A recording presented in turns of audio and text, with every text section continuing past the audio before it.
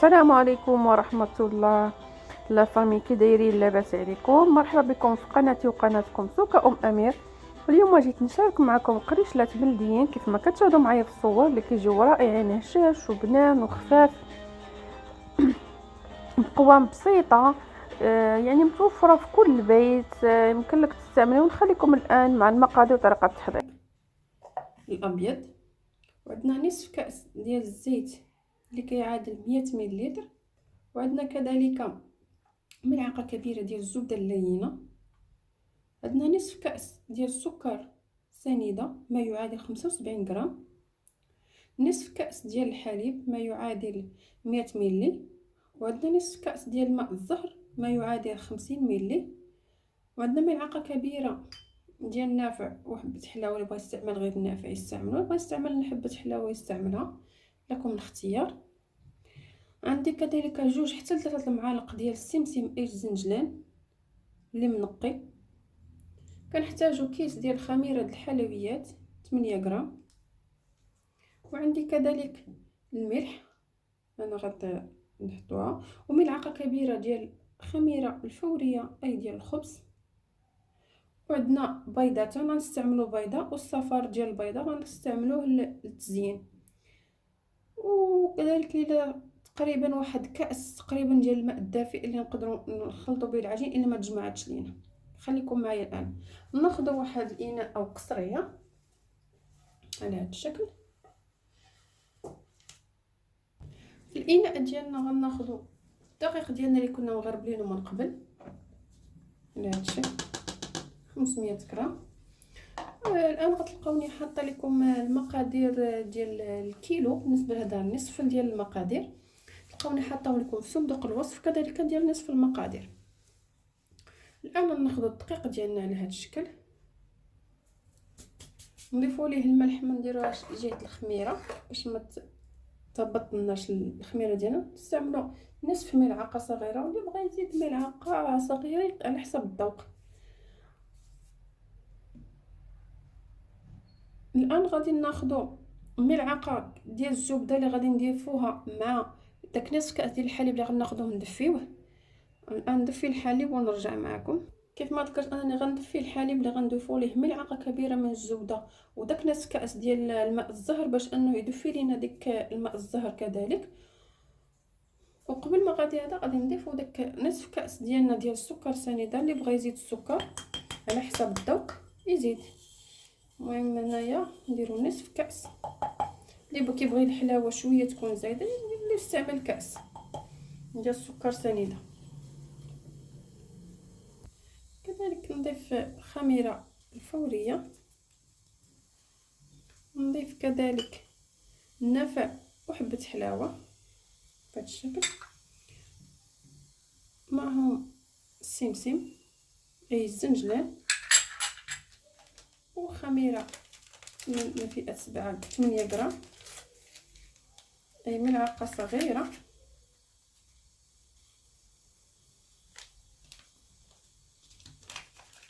بهذا الشكل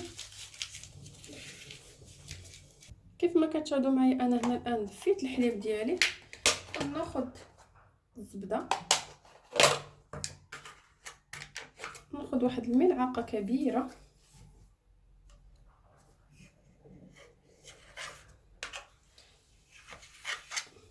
بهذا الشكل، وغادي نحاول نذوبها في داك الحليب ديالي، ونضيف عليها كذلك الماء الزهر. كيف ما كتشاهدوا معايا من بعد ما هنايا ذابت معايا الزبده، غادي نضيف كذلك نصف كاس ديال الماء الزهر باش حتى هو يدفى لينا مع الخليط ديالنا. غنخليه على جنب، وغادي نكمل بقيه التحضير ديالي. كيف ما كتشوفوا معايا الان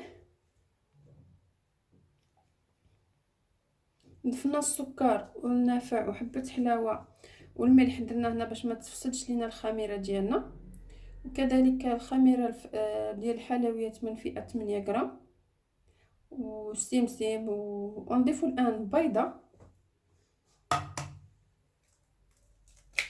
كيف ما كتشوفوا معايا، وغنضيف بياض ديال البيضه، ونحتفظ بالصفار اللي غنحتاجو للتزيين. كيف ما كتلاحظوا معايا انا فصلت البياض على الصفار وغادي نحطو على جنب. غادي الان من بعد ما دابت لينا ديك الزبده ديالنا، دفات لينا مع داك الحليب وهذا والماء الزهر، غادي نجمعوا العجين ديالنا. هانتوما معايا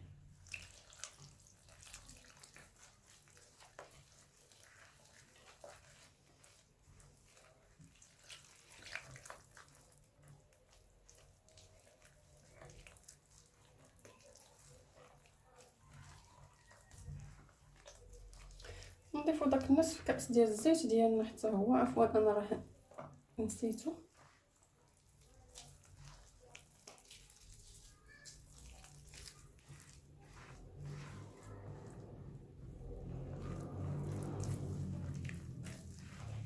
كيف ما كتشوفوا معايا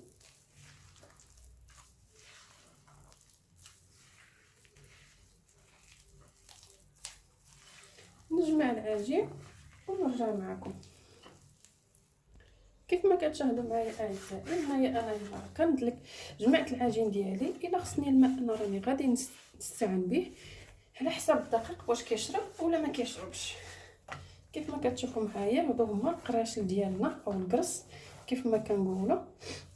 الان غادي ندلكوهم مزيان. نتوما كيف ما كتشوفوا خص العجينه تكون رخوه خفيفه، ما خصهاش تكون قاصحه.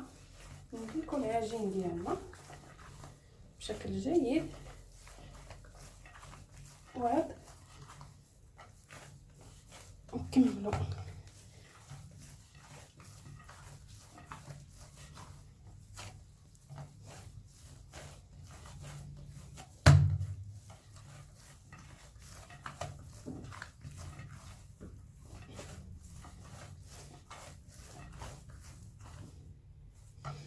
الناس ما كيف ما سبقت ذكرت غتلقاو المقادير ديال هذه نصف الكميه. بالنسبه للمقادير ديال الكميه كامله غتلقاوها في صندوق الوصف.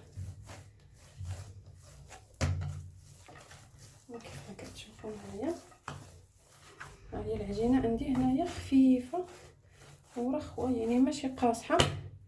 هانتوما كيف كتشوفوا معايا يفون كنقيسها كتهبط معايا. نزيدو ندلكوها واحد شويه ونخلي وعاد نغطيوها ونخليوها تختمر واحد شويه.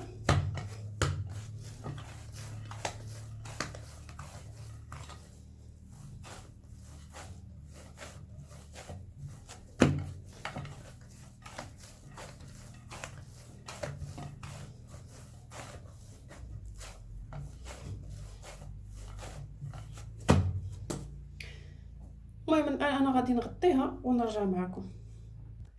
كما كتشاهدوا الان انا غادي نغطيها مزيان نخليها تختمر، يعني نسدو عليها مزيان حتى يتضاعف الحجم ديالها. كيف ما كتشوفوا معايا نغطي عليها مزيان ونخليوها حتى يتضاعف الحجم ديالها وعاد ندوزو باقي نكملو التحضير ديالنا. هانتوما كيف ما كتشاهدوا معايا انا الان راني غطيت عليها. غنحطها على جنب ونخليها حتى تضاعف الحجم ديالها وتختمر عاد ونرجع معكم. كتشاهدوا اعزائي من بعد ما اختمرت لينا نتوما كيف ما كتشوفوا ضاعف الحجم ديالها. الان غنحيدوها وغنخرجوا من هذاك الهواء. هانتوما كيف ما كتشوفوا غنحيدوا داك الهواء اللي فيها.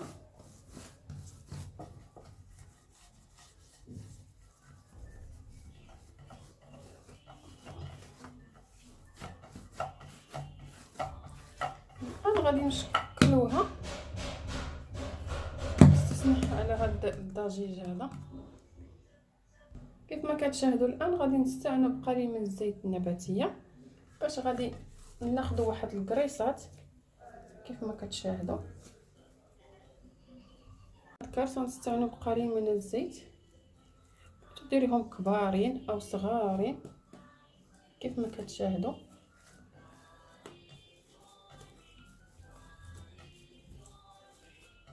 وغنحطوهم كيف ما كتشاهدوا معايا نتوما غاديين بهم حتى قاده وحده، كيف ما كتشوفوا معايا نديرهم حتى قاده وحده، وغادي نخليهم كذلك نحطوهم في صفيحه الفرن. بالنسبه الا كانت عندكم كونتيتي كثيره كيف ما ذكرت، على اساس انه اذا كانت عندك يعني هذه غير نصف الكميه، نصف المقادير، كان عندك بالنسبه للدقيق كيلو، راه غادي تستعنوا بهم وديروهم تخليهم فوق سطح العمل عفوا. بالنسبه لي انا غنطيبهم غير في الفرن ديال الكهرباء ماشي فرن غازي. ملي تبغيو ديروهم في صفيحه الفرن ما تدخلوش كلشي باش ما يختمروش ليكم، غتخليهم فوق سطح العمل حتى من تبغيو ديروهم في الفرن عاد تقرصوهم. بالنسبه لي انا هنا عندي غير نصف الكميه، غيتسعني الحال في اللاطات الصغار اللي عندي كيف ما كتشوفوا معايا. انا نديرهم هنا شويه كبيبرين، كيعجبوني كبيبرين حتى صغيورين، كتعطيهم لوليدات الصغار ولا تفطري بهم ولا في الكوتي ولا يعني صحيين. كيف ما كتشوفوا فيهم كاع القوام، يعني الزنجلان النافع حبه حلاوه. المهم ها نتوما مع لا فيديو كيف ما كتشاهدوا انا الان كنديرهم كريسات، كندير فيهم 13 غرام حتى 18 غرام، يجيوكم كاملين حتى قده وحده كيف ما كتشوفوا.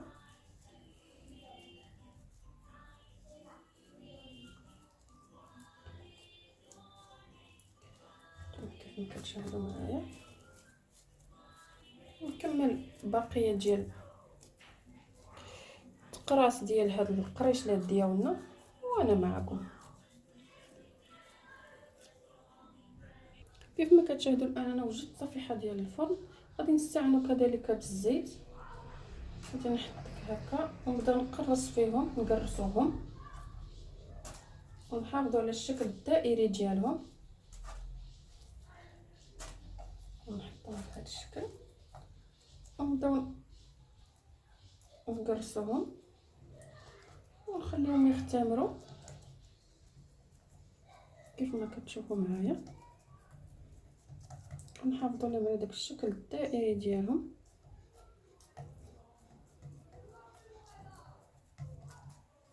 نحاولوش نقرصوهم بزاف عاوتاني باش ما يجيوناش رقاقين. نتوما كيف ما كتلاحظوا نحطها في صفيحه الفرن ديالي.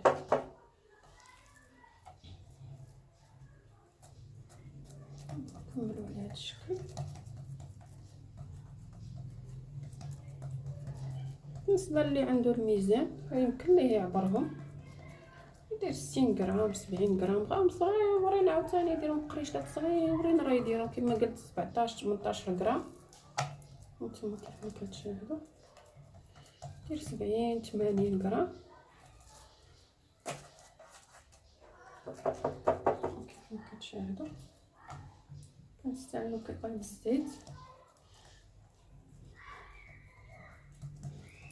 ومن بعد ما يختمروا لينا ويضاعف الحجم ديالهم غنوجدوا ليهم كذلك داك الصفار البيضاء، غنخلطوه مع نسكافي او قهوه سريعه الذوبان.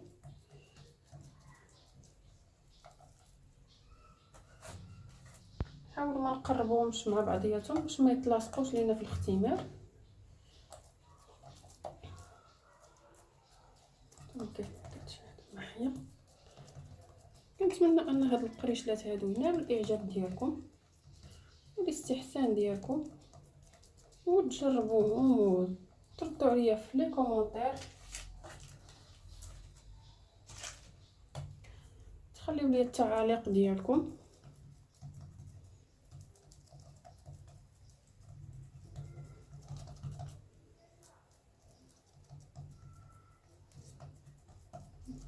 كيف ما كتشوفوا معايا كنقادوها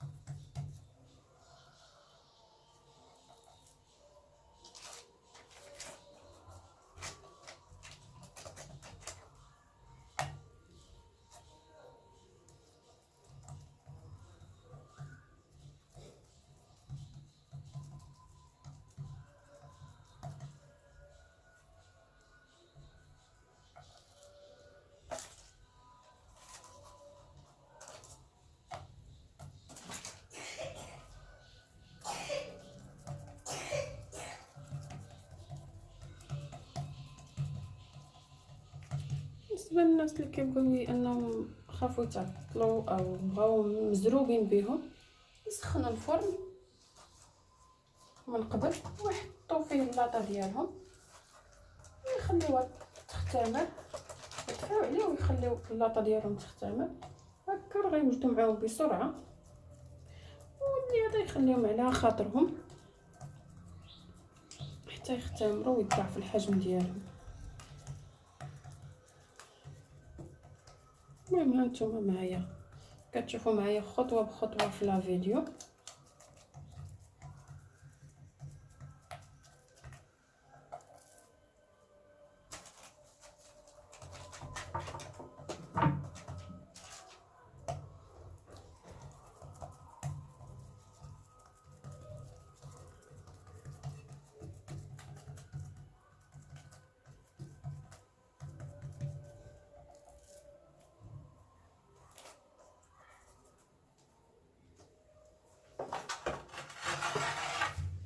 هانتوما كيف ما كتلاحظوا معايا انا درتهم هنايا في صفيحه الفرن، غنغطي عليهم. اعزائي كما سبق ذكرت انا كملت الصفيحه الثانيه، غنخليهم يختمروا ونشوفوا باقي النهايه ديالهم كيفاش غادي تخرج.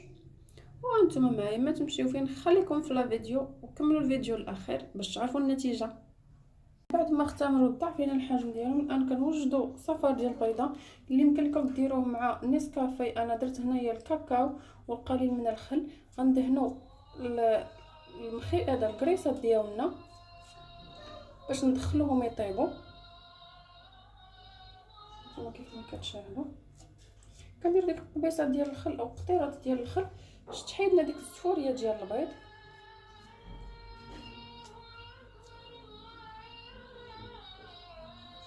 هانتوما اعزائي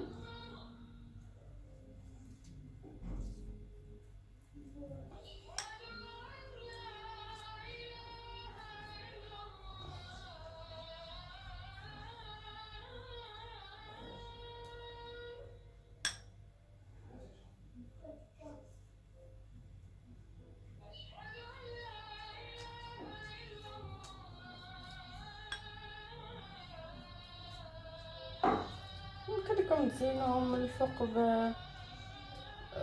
بالسمسم او لوز افيلي، يبقى لكم الاختيار. الان غادي نديروا بعض فيهم اللوز افيلي والبعض نديروا بعض فيهم اللوز افيلي بهذا الشكل هذا، ومن بعد نديروا فيهم السمسم كيجيو غزالين بهذا الشكل. المهم انا يبقى لكم الاختيار باش بغيتو تزينوهم او تخليوهم سامبل، تخليهم عاديين. المهم نديروا شويه هكا ونديروا شويه هكا.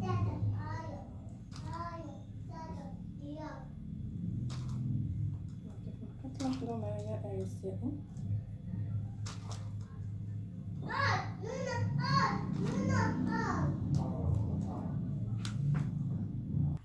ومن بعد الاخر نديروا لهم بهذا الشكل السمسم.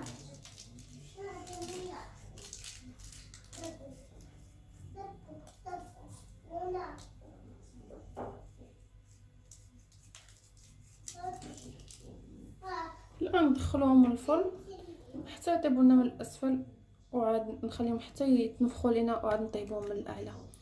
المهم نخليكم حتى نوريكم باقي النهايه ديال لا فيديو.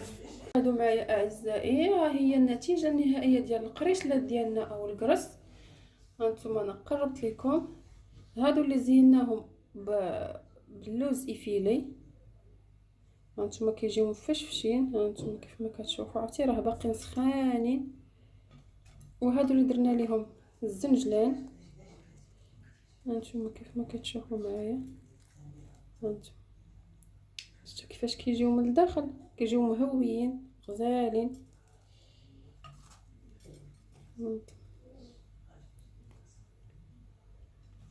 كيف ما كتشاهدوا معايا اعزائي هذه هي نهايه القريشلات ديالنا. كيجيو رائعين، هشاش خفاف، لا في الشكل لا في المنظر، كيجيو رائعين وكيستحقوا التجربه. كنتمنى انه ينال الاعجاب ديالكم والاستحسان ديالكم، وتشاركوهم كيف ما سبقت وذكرت مع الاحباب والاصدقاء، وتبارطاجيو لا فيديو وديروا لي بزاف ديال لايكات ونشوف التشجيعات ديالكم في لي كومونتير، وكنقول للناس اللي كيشجعوني كنشكركم بزاف بحسن ديالكم، والمشاركه ديالكم كتحفزني وكتخليني نزيد نعطي الجديد والجديد. وشكرا لكم بزاف.